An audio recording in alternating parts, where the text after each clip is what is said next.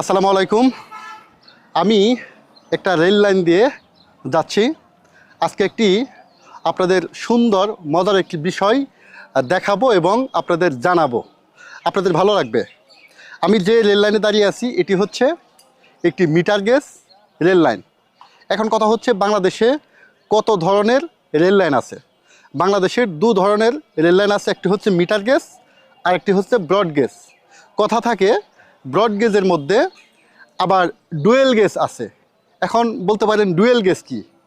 Broad গেজের মধ্যে dual gauge হচ্ছে ওই একই রেলপথে মিটার গেজ চলবে, সেই সাথে ব্রড গেজের যে সকল ট্রেন সেগুলোও চলবে। মানে মিটার গেজে যে সকল ট্রেন চলাচল করে এই ট্রেনগুলো ডুয়েল গেজের লাইনের উপর দিয়ে মিটার গেজের ট্রেনগুলো চলতে পারবে, আবার ব্রড গেজের লাইনের ট্রেনও চলতে পারবে।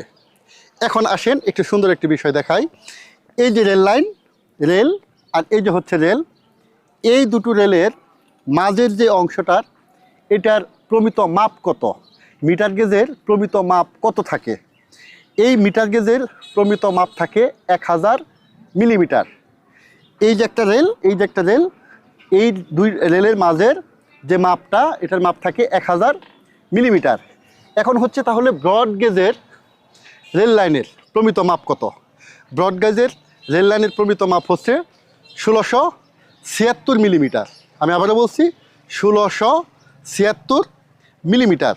ফুট হিসাবে হয় 5 ফুট 6 ইঞ্চি। আর এই যে অনেক সময় আপনারা দেখতে পান যে তিনটা রেল সমান্তরালে বয়ে গেছে, এটা হচ্ছে মিটার গেজের মাপ।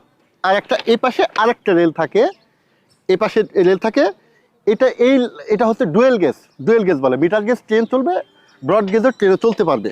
তাহলে এক পাশের মাপ যদি 1000 মিলিমিটার হয়, বাকি হচ্ছে 676 মিটার।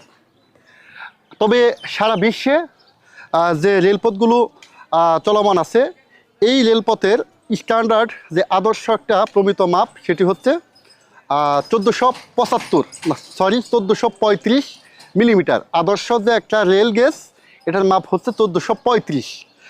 সারা বিশ্বের যে রেলপথগুলো আছে এই রেলপথগুলোর দৈর্ঘ্য যদি আমরা হিসাব করি তাহলে 95,000 কিলোমিটার রেলপথ আছে। প্রিয় বন্ধুরা, বিষয়গুলো জানতে পারলাম, আপনাদের জানালাম, আশা করি ভালো লেগেছে। সবাই ভালো থাকবেন।